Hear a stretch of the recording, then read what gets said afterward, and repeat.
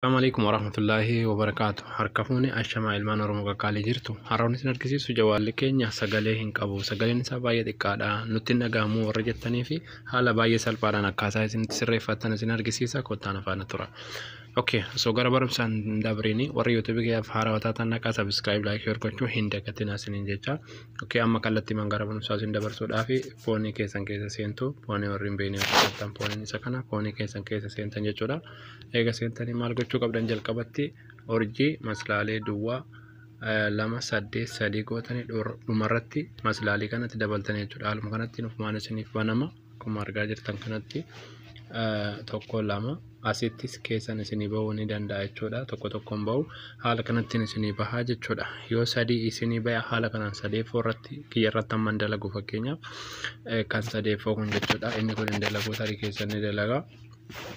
Keessa yoo dalage maal gochuu qabdan lachuu irratti deeffachuu ni qabdan jechuudha. Yoo barbaadan jechuudha.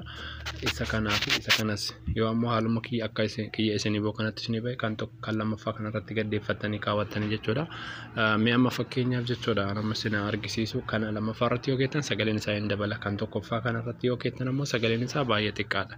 Isinirraa xiqqaata akka waan saayilentii irra jiru jechuudha. Isin muuziqaa wayii fiddanii waan ta'e wayii cheekii gochuu ni dandeessanii jechuudha.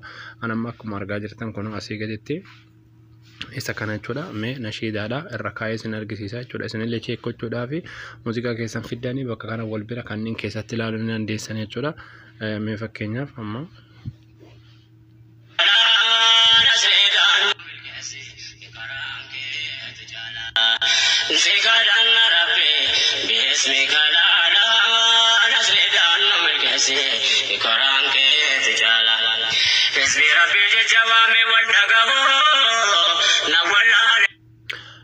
okay, akkuma argitan asirratti sagaleen isaa baay'ee guddaadha. Kan lammaffaa kanarratti illee yoo keessan kadalagu ta'e asirrattis baay'ee guddaadha. Bifa afuriin isinii dhufa. Jawaala tokko irratti akkanatti dhufa malee irra kaawwadhaa kana lachuu yoo isiniif dalaga jechuudha. Yoo kan keessa kun isinii bahuu dide kan lammaffaa irratti ammoo akka ajaa'ibaa isinii dalaga.